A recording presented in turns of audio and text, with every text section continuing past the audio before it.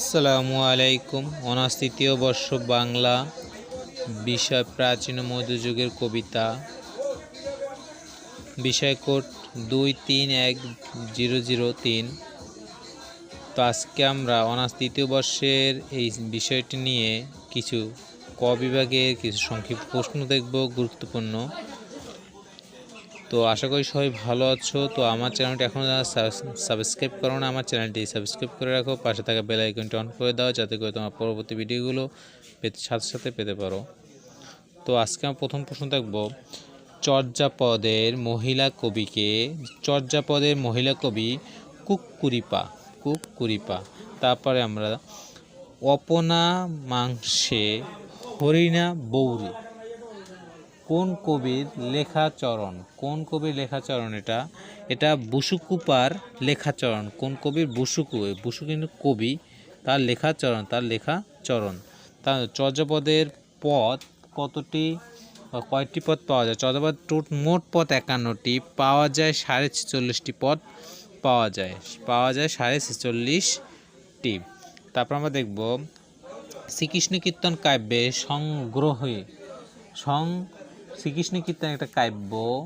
এই শ্রীকৃষ্ণ কীর্তন কাব্যের সংগ্রহকারী কে, মানে সংগ্রহ করেছেন বসন্তরঞ্জন রায় বিদ্যল্লভ। বসন্তরঞ্জন রায় বিদ্যল্লভ। আইহন রাধার স্বামীর নাম কি? আইহন। আমরা জানি রাধার স্বামীর নাম আইহন। তারপরে আমরা দেখব রাধার মন কুমারের চুলার আগুন পুড়তে থাকে। রাধার মন কিসের মতো পুড়তে থাকে?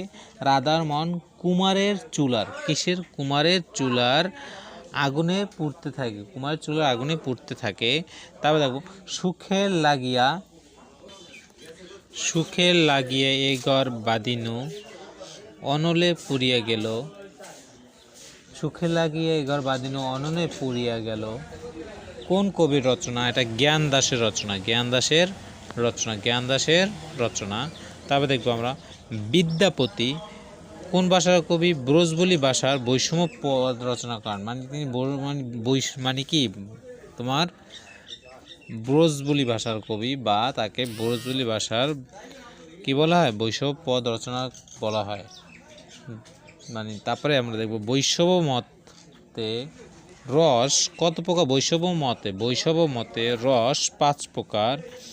1 শান্তরস, 2 দাস্যরস, 3 সূক্ষ্মরস, 4 বাৎসল্য রস, 5 শৃঙ্গার রস। আমরা দেখি